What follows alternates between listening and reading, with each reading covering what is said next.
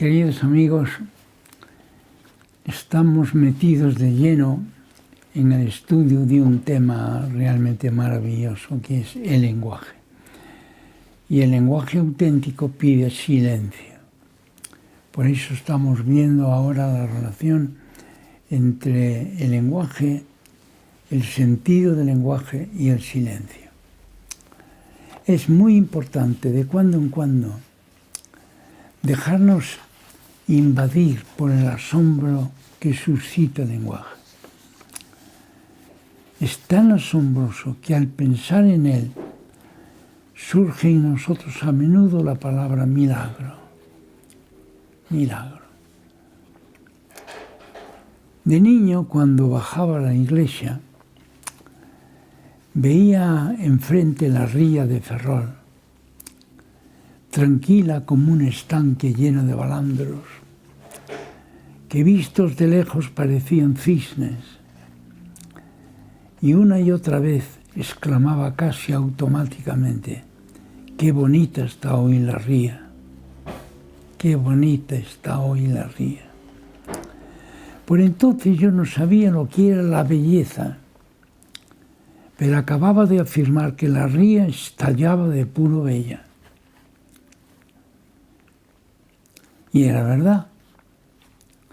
Pero me pregunto cómo se explica que pudiera pronunciar la palabra bella con pleno sentido, si todavía no había estudiado estética, que es el tratado de la belleza. Se explica muy bien, porque mis familiares me habían introducido en el uso de la lengua española y me elevaron con ello al plano del sentido. Lo mismo hubiera pasado si hubiera sido otra lengua, por supuesto. Pero es una lengua, un lenguaje. Dije bonita y no sabía a qué profundidades filosóficas y artísticas estaba aludiendo con mi lengua de niño pequeño.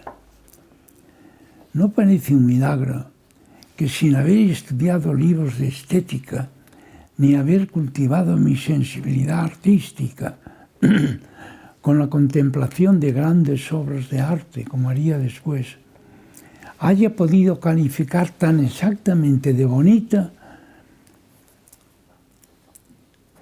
una lengua de mar en calma? Eso es la ría de Ferrol, los días de bonanza. Una ría resplandeciente en aquel momento y surcada de veleros. ¿No parece un milagro? Lo usual en mí de niño era hablar de objetos y del manejo de objetos. Pero ese día, sin pensarlo mucho, aludí a uno de los acontecimientos más sorprendentes de la vida humana: la capacidad de movernos en el plano del sentido y de los valores, en este caso el valor de la belleza. ¿Cómo puedo yo, un niño pequeño, elevarme tan alto? Es gracias a la fuerza del lenguaje. Es en verdad sorprendente, pero resulta innegable que el lenguaje está tan íntimamente unido a la persona humana que resulta insuficiente afirmar que tenemos el don del lenguaje. Tenemos el don del lenguaje. El verbo tener solo se ajusta a las realidades del nivel 1, el nivel de los objetos. Lo adecuado es, pues, indicar, en vez de decir que tenemos el don del lenguaje, decir que somos locuentes. Locuentes procede del verbo latino loqui. Somos locuentes. El verbo viene de loqui, de hablar, dicho en latín, hablar. Y lo somos porque desde antes de nacer estamos inmersos en tramas de ámbitos y de relaciones. Esto es maravilloso pensarlo. Yo he nacido de dos personas que eran cada uno un ámbito de realidad, no un objeto, un ámbito de realidad.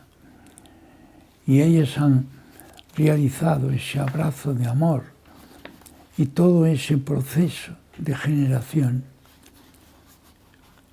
fecundado por el amor. Venimos de la relación amorosa de nuestros padres que nos incluyeron en su proyecto de vida y nos llamaron a la existencia. Miren, somos fruto de una llamada, ya está aquí el lenguaje. Un día me dijeron, Alfonso, ven a compartir la existencia con nosotros. Ven a compartir la existencia. Y me llaman, y toda mi vida tiene que ser un acto de respuesta amorosa, como fue la pregunta, respuesta amorosa a esa llamada. Y todo eso lo hacemos porque somos ámbitos de realidad. Nuestra vida debe consistir en responder a esa llamada generosa con una actitud de agradecimiento. Ya otro día hablamos del agradecimiento y hoy tenemos que hablar también porque lo pide el tema. Agradecer significa estar a la recíproca en cuanto a benevolencia y magnanimidad. Somos elocuentes porque nuestra vida es fruto de una llamada y consiste en una respuesta generosa. Ya estamos en el nivel 2. Me llaman y respondo.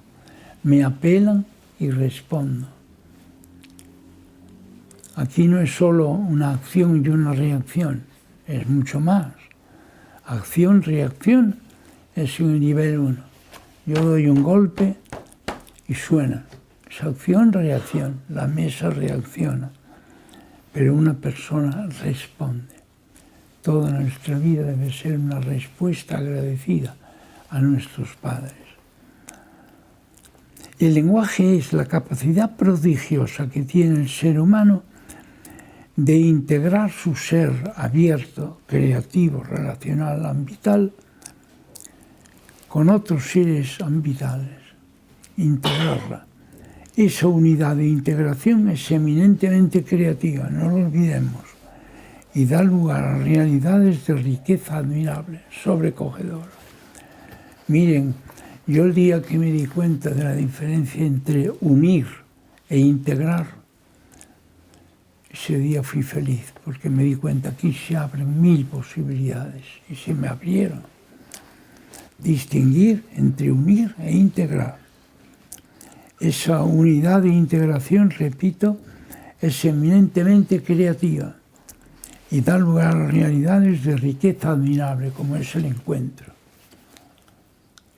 Mis padres me llaman, yo respondo de manera agradecida y entonces nos encontramos. Toda la vida humana debe ser encuentro con los familiares.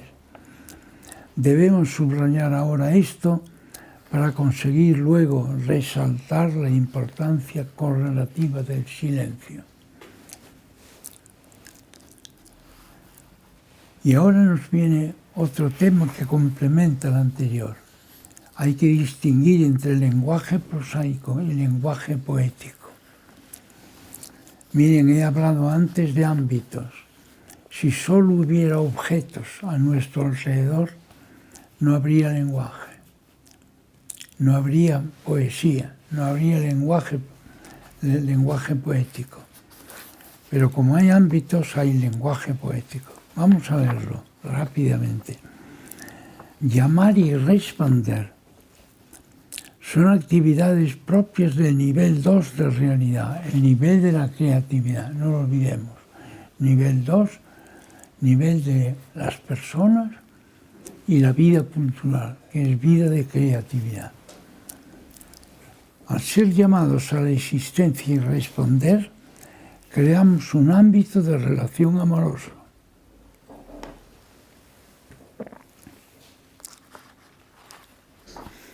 A eso aludía sin duda el gran poeta alemán Friedrich Hölderlin al indicar que los seres humanos vivimos poéticamente sobre la tierra, decía él. Es decir, configuramos nuestra personalidad al convertir los objetos en ámbitos, asumiéndolos en nuestro proyecto vital. Al relacionarnos con ellos, y crear ámbitos de mayor envergadura. Fíjense, si nuestro entorno estuviera compuesto solo de objetos, como estos papeles y esta carpeta, no buscaríamos la verdad, ni buscaríamos la poesía, ni podríamos hacer poesía. No viviríamos poéticamente sobre la tierra. Viviríamos prosaicamente, entre meros objetos. Entonces es una pérdida tremenda. Jorge Manrique, el gran poeta español, advirtió en su vida diaria que los ríos se deslizan hacia el mar y de camino sacian nuestra sed y riegan los campos. Un buen día, inspirado por la conmoción que le produjo la trágica muerte de su padre, se elevó al nivel 2 y contempló el río como un ámbito de fluencia que está llamado a diluirse en una realidad envolvente que es el mar. Con eso adquieren los términos río y mar un sentido nuevo, el de fluencia ininterrumpida por parte del río y de realidad envolvente por parte del mar. Han sido vistos como ámbitos de realidad, realidades abiertas que pueden vincularse profundamente entre sí. Realizada esa transformación, ya estaba dispuesto el poeta para vincular los ríos con la vida humana y el mar con el acontecimiento de la muerte. Y entonces escribe esta estrofa inmortal: nuestras vidas son los ríos que van a dar en la mar, que es el morir. Allí van los señoríos, derechos y acabar y consumir. Y hemos subido al nivel poético. Cualquier tipo de realidad puede dar lugar a un lenguaje poético. La expresión, por ejemplo, eran las 5 en punto de la tarde, presenta un carácter prosaico, cuando solo indica un dato horario. Yo digo, eran las 5 en punto de la tarde cuando tomé el tren. Eso es una frase prosaica. Pero adquiere una condición poética si la repetimos a modo de tañido de campanas, tañido fúnebre, para crear un ámbito de fiesta y tragedia taurinas, como sucede en la obra de Federico García Lorca, Llanto en la muerte de Ignacio Sánchez de Mejías. Las heridas quemaban como soles a las 5 de la tarde y el gentío rompía las ventanas a las 5 de la tarde. ¡Ay, qué terribles 5 de la tarde!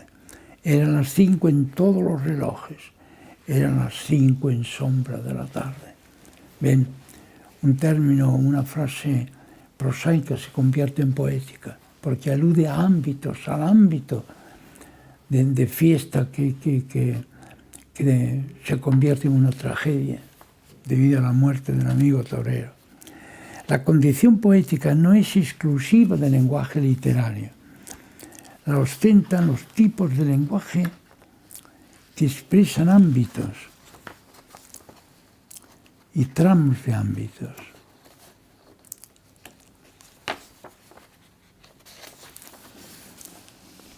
Eso sucede con el lenguaje, por ejemplo, arquitectónico, el pictórico, el escultórico, el urbanístico, el paisajístico, el musical. Todos los lenguajes pueden ascender a nivel poético. La conocida Serenata en Sol Mayor, por ejemplo, de Mozart, da cuerpo sonoro en distintos momentos al estilo galante de la Europa de 1730 y al estilo dramático, el famoso Sturm und Drang, que se introdujo hacia 1750. De ahí su hondura poética. Parece un lenguaje también prosaico, pero no lo son porque están expresando ámbitos de vida que ha vivido todo un continente. Por otra parte, si miramos a una música anterior, el gregoriano, que es un poco la fuente de donde nació toda la gran música europea, con todos sus estilos. El Santus, si pensamos en el Santus gregoriano de la misa décima, en el cuarto tono, crea un ámbito expresivo en el que vibra el mundo cultural y religioso de la antigua sinagoga hebrea. Está operante la técnica musical griega de los 8 modos. Se afirma el espíritu comunitario del monacato cristiano. Bien, esta carga expresiva confiere a esa sencilla melodía del Santus gregoriano un halo poético impresionante, es decir, la capacidad de expresar una realidad originaria resultante de la integración de los 3 ámbitos de vida antedichos. Fíjense, la vida de la sinagoga hebrea, varios siglos antes de Cristo. Luego la técnica musical griega, mucho tiempo después. Luego más tarde todavía el monacato cristiano, con todo lo que implica de cultura, de profundidad de vida, etc. Esas 3 realidades se integran, no solo se unen, se integran. Quiere decir, se transmiten interiormente sus posibilidades creativas. Y entonces tenemos una música maravillosa, que es este Santus gregoriano de la misa décima en cuarto tono, y cualquier otro texto gregoriano. Queridos amigos, acabamos de introducirnos un poco más en el lenguaje. Ahora les doy la frase poética del día, que ya la dije antes, pero que realmente es la que se impone en el día de hoy. La frase de Friedrich Hölderlin, el gran poeta alemán, que decía: los seres humanos vivimos poéticamente sobre la tierra. Esto quiere decir que cuando uno vive en un entorno de ámbitos, uno vive como ámbito, es decir, con una realidad creativa que puede relacionarse creativamente con los seres del entorno. Cuando nosotros nos relacionamos con otras personas vistas como ámbitos, no reducidas a meros objetos, entonces estamos viviendo poéticamente sobre la tierra. Entonces es muy profundo. Es lo que decía este poeta, que era uno de los poetas más profundos, más realmente llenos de hondura que tuvo Europa. En los siguientes, por lo menos los 2 siguientes vídeos, acabaremos de desarrollar estas ideas.